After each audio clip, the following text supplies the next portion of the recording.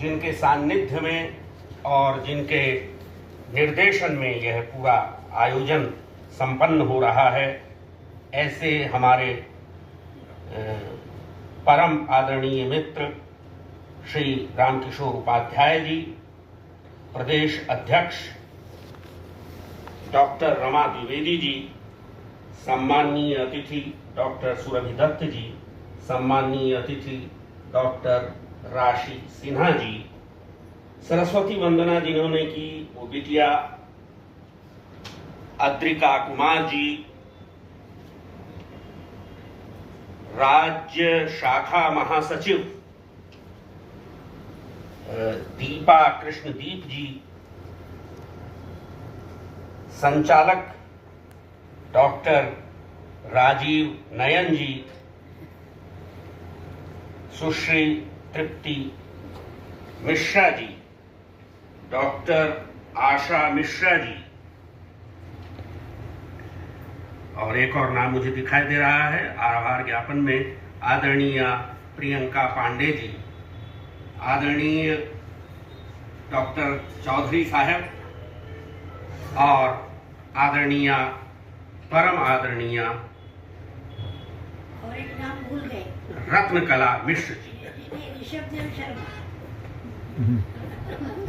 कुछ नहीं भूलता हूं, अभी उतना बूढ़ा नहीं हुआ, आपके सामने तो बच्चा हूं।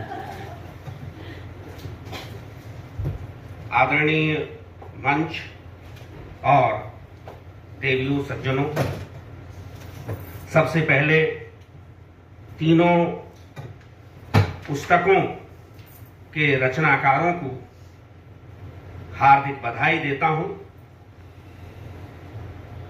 10 हाथ वाला आदमी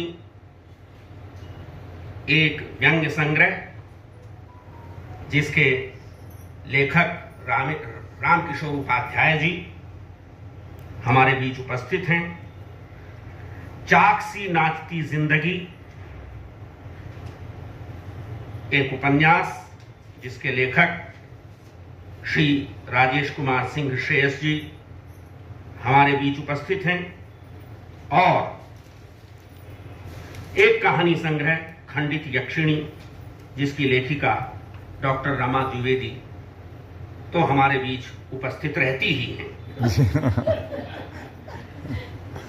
तो मित्रों, 3 विधाओं की रचनाओं का यहां लोकार्पण हुआ, एक व्यंग्य की, एक उपन्यास, एक कहानी।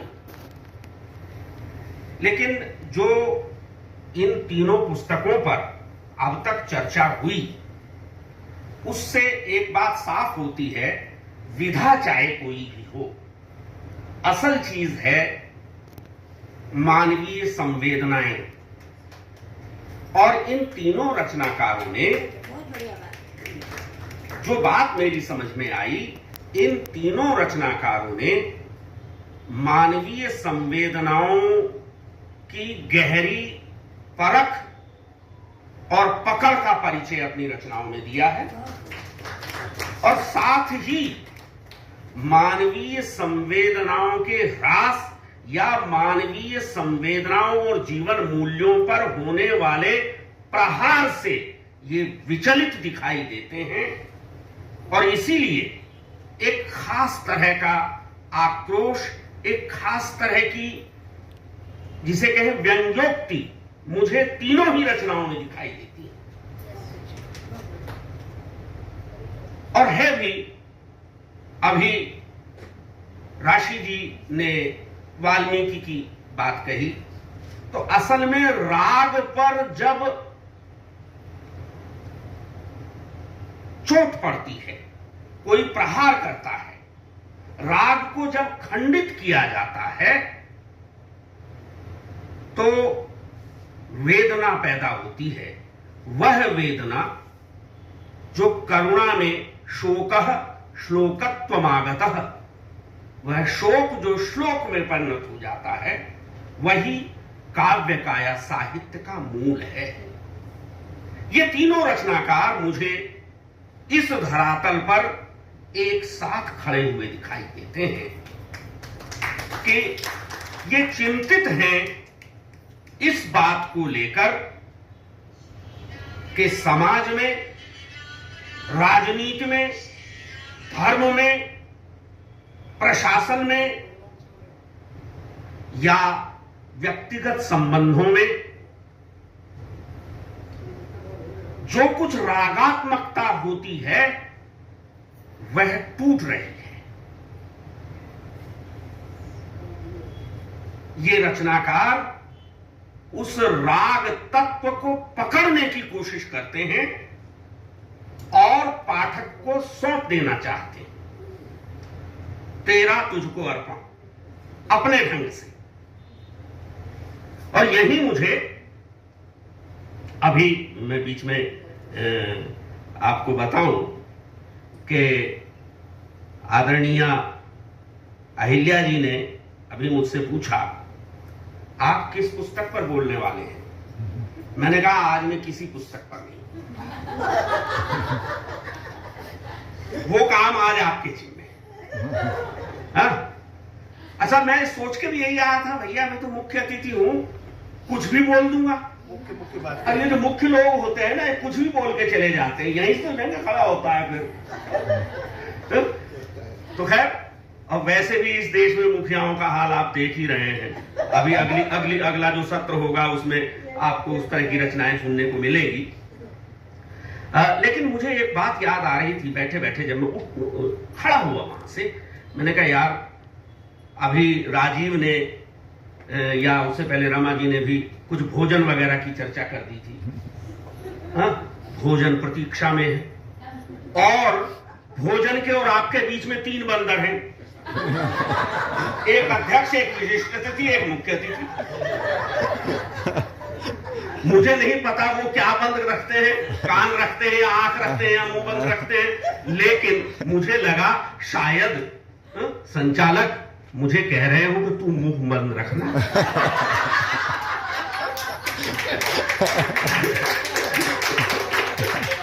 लेकिन साहब बंदर कहां मानता है। मैं यही चाह रहा था, मुझे नहीं पता था कैसे आप लोगों को हंसाऊं। 3 घंटे से पत्थर बने बैठे हैं, जरा हंसिए। खैर, मैं जो बात कह रहा था बड़ी यानी जिसे कहूं कि सूत्र रूप में मैं अपनी बात आपके सामने रखूंगा, लेकिन रखूंगा जरूर। और उसका कारण ये है कि जब ये रिकॉर्ड करने वाला सामने खड़ा हो जाता है ना, तो कुछ लोग तो घबरा जाते हैं और कहते हैं अरे रिकॉर्ड बंद करो भैया। नहीं नहीं नहीं, क्योंकि उन्हें डर लगता है कोई ऐसी बात ना कह दो जो घरवाली तक पहुंच जाए। मुझे ऐसा कोई डर नहीं, किसी घरवाली तक पहुंचे या घरवाले तक पहुंचे, मैं तो उत्साहित हो जाता हूं इन्हें यहां खड़ा हुआ देख के कि चलो ठीक है, यूट्यूब पर एक और डाल देंगे। ये जमाना ही ऐसा है। तो खैर, मैं जो बात कह रहा था इन तीनों रचनाकारों के एक समान धरातल की, संयोगवश वह हमने वाल्मीकि से शुरू की, लेकिन मेरे मन में आज सवेरे ही चलते समय कुछ पंक्तियां तुलसी की आई और मैंने सोचा कि आप लोगों से उन्हें शेयर करूंगा। सब जानते हैं जो उनका मानस का सबसे पहला श्लोक है, जहां कवि के पूरे धर्म का वर्णन उन्होंने कर दिया है एक स्तुति के रूप में। वाणी की स्तुति करनी चाहिए कवि को, लेकिन वो विनायक की भी स्तुति कर रहा है। वाणी और विनायक दोनों को जोड़ दिया। विनायक का काम क्या है? वाणी का काम तो रचना है, ठीक है, लेकिन विनायक का काम क्या है? विनायक जो है वो क्या करता है? अब देखें, वर्णानाम अर्थ संहाराम। वर्ण है अक्षरों के समूह, शब्दों के समूह, भाषा, और भाषा है तो उसके साथ जब अर्थ जो है, शब्द और अर्थ का संयोग होगा तब आपका साहित्य बनेगा। वर्णानाम अर्थ संहाराम। रसानाम, ये वर्ण और अर्थ का जो संगम है, यह जब रस युक्त होगा तब साहित्य बनेगा। और यहां भी पूरा नहीं हो रहा, उसमें छांदसिकता होनी चाहिए, उसमें एक पदानुक्रम होना चाहिए, उसमें लगे कि एक आंतरिक संगीत अंतर लय है। वर्णानाम अर्थ संहानाम रसानाम छंदसामपि मंगलानाम च कर्तारम्। ये है। यो विनायक को क्यों लिया वाणी के साथ में? मंगलानाम च कर्तारौ वंदे वाणी विनायकौ। मैं वाणी और विनायक की वंदना करता हूं क्योंकि वे शब्द, अर्थ, रस और छंद के साथ साथ मंगल के भी करता हैं। और साहित्य से यही अपेक्षा होती है कि वह सत्यम, शिवम, सुंदरम तीनों को समेटे और शिव को बीच में रखा गया। ये अध्यक्ष महोदय को बीच में रखा जाता है। इस सत्य, शिव, सुंदर में सत्य की थोड़ी क्षति हो जाए, कल्पना जुड़ जाए, कोई बात नहीं। सुंदर की थोड़ी क्षति हो जाए, असुंदर और विकृति का विचित्रण हो जाए, बड़ा जरूरी है, लेकिन मंगल की क्षति नहीं होनी चाहिए। मंगलानाम च कर्तारौ वंदे वाणी विनायकौ। और जब रामकिशोर उपाध्याय व्यंग्य लिखते हैं तो यही चाहते हैं कि यह जो व्यवस्था है पूरी की पूरी, सामाजिक, राजनीतिक, प्रशासनिक इत्यादि, उस व्यवस्था में जहां कहीं जो कुछ अमंगलकारी है, अशिव है, उसकी क्षति की जा सके, उस पर चोट की जा सके। और वो अलग बात है कि चोट करने का तरीका कभी का वही कबीरदास वाला होता है कि अंतर हाथ सहार दे, बाहर बाहे चोट। तो ये भी ध्यान रखना है कि टूट नहीं जाए, चोट है लेकिन है। तो एक चीज ये, अब जब हम देखते हैं, जाते हैं उपन्यास की तरफ, आदरणीय राजेश कुमार सिंह श्रेयस, उनके नाम में ही श्रेयस है, राजेश कुमार सिंह श्रेयस, श्रेयस्कर, श्रेय, यही उसी श्रेय की ही बात हम कर रहे हैं कि जो श्री है, जो समाज का शुभ है, वह कैसे घटित हो। जो अश्रेयस्कर है उसको उहाड़ कर रख दीजिए, पहली चीज तो यह है। और अश्रेयस्कर क्या है?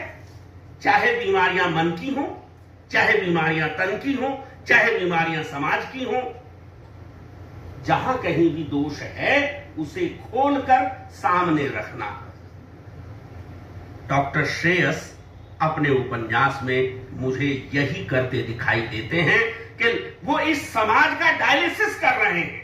ये आप देखें, उनके यहां एक चाक के ऊपर घूमती हुई जो जिंदगी है, वह इस गुर्दे के माध्यम से। आप देखें, अगर खंडित यक्षिणी में आप ब्रेस्ट कैंसर की समस्या पर एक से अधिक कहानियां देखते हैं, तो यहां भी ये जो रचनाकार है लगातार अपने पहले उपन्यास और दूसरे उपन्यास दोनों में ही किसी न किसी ऐसे रोग या ऐसी महाव्याधि, व्याधि नहीं कह रहा हूं मैं, ऐसी महाव्याधि की बात करता है जो आज के समय में एक तरह से भयंकर रूप से हमारे पूरे समाज को, जिसे कहें कि चिंतित बनाए हुए है। तो इन चिंताओं को, इन परेशानियों को, इन दुखों को जो कि अमंगलकारी हैं, इस अमंगल को दूर किया जाए, एक चेतना जगा करके यह कार्य करते हैं श्री राजेश श्रेयस अपने उपन्यास के माध्यम से। और रमा जी के बारे में कुछ कहूंगा तो फिर वही हो जाएगा, अपने परिवार की बात करते रहते हैं जी। रमा जी के बारे में या उनके कहानियों के बारे में कुछ कहना नहीं चाहिए, इसलिए मैं चाहूंगा कि वो न सुने अगर मैं कुछ कहूं भी। कहना सिर्फ इतना है कि जितनी कहानियों की चर्चा आदरणीय राशि जी ने उनकी यहां पर की, वे कहानियां इस दिशा में संकेत करती हैं कि समाज में, घर में, परिवेश में जहां कहीं कुछ ऐसा है जिसके कारण रिश्ते दरक रहे हैं, मनुष्यता में मनुष्य का विश्वास दरक रहा है, आदमी के हाथ से आदमी का हाथ छूट रहा है, जो हमारी नैतिक व्यवस्था है वह खंडित हो रही है, या कि कहीं कोई भी किसी भी प्रकार की वर्चस्ववादी जो स्थितियां दिखाई दे रही हैं, जिनके कारण मानवाधिकारों का, चाहे वो स्त्री के मानवाधिकार हो अथवा किसी और के मानवाधिकार हो, का हनन हो रहा है, ऐसे हर स्थल को पहचान कर उसे एक तरह से उसका पर्दाफाश करते हुए और एक ऐसी दिशा में इंगित करती है लेखिका जहां वो कहती हैं, जैसा कि अभी वो देवदासी वाली जो अद्भुत आखिरी देवदासी, कि वह एक कामना करती है कि जो देवदासी यह लड़की है यह आखिरी देवदासी। असल चीज यह है कि जहां कहीं भी शोषण हो रहा है वह आखिरी हो, लेखिका ये चाहती है। तो मंगला नाम च कर्तारो वंदे वाणी विनायको। मुझे बता देना भाई जब मेरा टाइम पूरा हो जाए। वैसे तो टाइम पूरा होने में कोई देर नहीं लगती। नहीं ठीक है, मैं थोड़ा सा और कुछ बातें कहूंगा। ये तो मैंने इसके बहाने जो बात कही वह इन पुस्तकों पर अपनी टिप्पणी दी, लेकिन जो बात मैंने मूल शुरू की थी तुलसी की, अब तुलसी अगले ही श्लोक में, अगले ही पद में फिर कहते हैं स्वांतः सुखाय तुलसी रघुनाथ गाथा, कि साहब रचनाकार जो है वो अपने अंतःकरण के सुख के लिए लिखता है। इतना स्वार्थी होता है क्या लेखक? ये रामकिशोर जी, ये शेष जी, ये रमा द्विवेदी जी इतने स्वार्थी हैं कि स्वांतः सुखाय लिखते रहें। हाँ, मजा तो आता, एक आनंद आता है लेखन का, सृजन का अपना सुख है। अरे सृजन का सुख है, इसीलिए तो यदि कोई ईश्वर है उसने ये दुनिया रची, इस बनाने तोड़ने में अलग आनंद आता है, वो है, लेकिन वही सब कुछ नहीं है। यह आनंद तब अधिक सार्थक होता है जब यह व्यापक समाज या जिसे आप कहते हैं सार्वजन हित के साथ जुड़ जाता है। और इस सार्वजन हित की बात तुलसी कैसे कहते हैं? परजन हिताय। हम तो पर से भी सर्व में जा रहे हैं साहब। सर्वजन क्या कह रहे हैं तुलसी? कीरति भनिति भूति भली सोई, सुर सरि सम सब कह हित होई। कीर्ति, वैभव और भनिति साहित्य, कथन, उक्ति, वही कीरति भनिति भूति भली सोई, वही भली है, वही अच्छी है, वही शुभंकर है जो सुर सरि सम सब कह हित होई। सुर सरि के समान त्रिपथगा कहा गया है गंगा, गंगा के समान जो सबका हित करे। और अभी पिछली बार कहीं मैं किसी संदर्भ में कह रहा था कि अगर गंगा ही शववाहिनी हो गई हो तब तो भाई इन व्यंग्यकारों की जरूरत पड़ेगी ही, इन उपन्यासकारों की जरूरत पड़ेगी ही, इन कथाकारों की जरूरत पड़ेगी ही, ताकि जो गंगा का प्रदूषण है वह हटाया जा सके। तो ये जो एक जिम्मेदारी है वो इन रचनाकारों ने अपने ऊपर ली है। एक और चीज कि क्यों लिखते हैं ये लोग? अपने सुख के लिए लिखते हैं, ठीक है, समाज के हित के लिए लिखते हैं, ठीक है, लेकिन एक और चीज है, अपने प्रबोध के लिए भी लिखते हैं। भाषाबद्ध करब में सोई, भाषाबद्ध करब में सोई, मोरे मन प्रबोध जेहि हुई। मैं जो कुछ मैंने जाना है, अनुभव किया है, पढ़ा है, व्युत्पत्ति से जो कुछ भी सीखा राम कथा में आज तक, तुलसी कहते हैं मैं उस सारे को भाषाबद्ध कर रहा हूं, भाखाबद्ध बल्कि भाखाबद्ध कर रहा हूं। उन्होंने अपनी भणिति को भदेश भणिति कहा। भदेश ग्राम्य लौकिक अभिव्यक्ति, यानी पहले उस बात को पूरी कर लूं। भाषाबद्ध कर्म में सोई, मोरे मन प्रबोध जेहि हुई, जिससे मेरे मन में प्रबोध हो। अपने खुद के मानसिक उन्नयन के लिए भी एक रचनाकार जो है वह लिखने के साथ साथ अपने आप को भी समृद्ध करता चलता है, यह उसका स्वार्थ होता है। तो इस दृष्टि से भी हम समझते हैं कि इन रचनाकारों ने अपनी पिछली रचनाओं से इन रचनाओं तक आने में अपने आप को समृद्ध किया है और अगली रचना में ये और अधिक समृद्ध होकर सामने आएंगे। रही बात भतीसी भणिति भदेश की, भदेश भणिति क्या है? लोक भाषा का प्रयोग। तुलसी ने इसके लिए बड़े, जिसे कहें कि पापड़ बेले, बड़ा पंडित लोग नाराज हो गए उनसे कि भाई संस्कृत में जो कथा कही जाती थी उसे ये लोक भाषा में कह रहा है। हाँ? तो इन रचनाकारों ने भी विशेष रूप से उल्लेख किया रामकिशोर उपाध्याय जी ने डॉक्टर शेष के बारे में कि उन्होंने यथास्थान बोली के या कहें कि भोजपुरी भाषा के शब्द ही नहीं, संवादों को ज्यों का त्यों रख दिया है। यह क्यों? यह इसीलिए कि जब आप दो राजस्थानियों को बराबर में बिठा देते हैं तो एक अलग प्रकार की, जिसे कहते हैं ना, एक आत्मीयता का अनुभव होता है।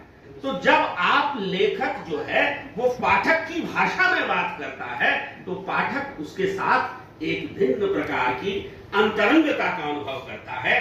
इसलिए याद रखें, यह महत्वपूर्ण नहीं है कि आप कितने बड़े बड़े भारी भरकम शब्दों का प्रयोग करते हैं। असल चीज ये है, साहित्य तो हृदय से संवाद है, हृदय की भाषा है। और हृदय की भाषा किताबों की भाषा नहीं होती, लोक की भाषा होती है।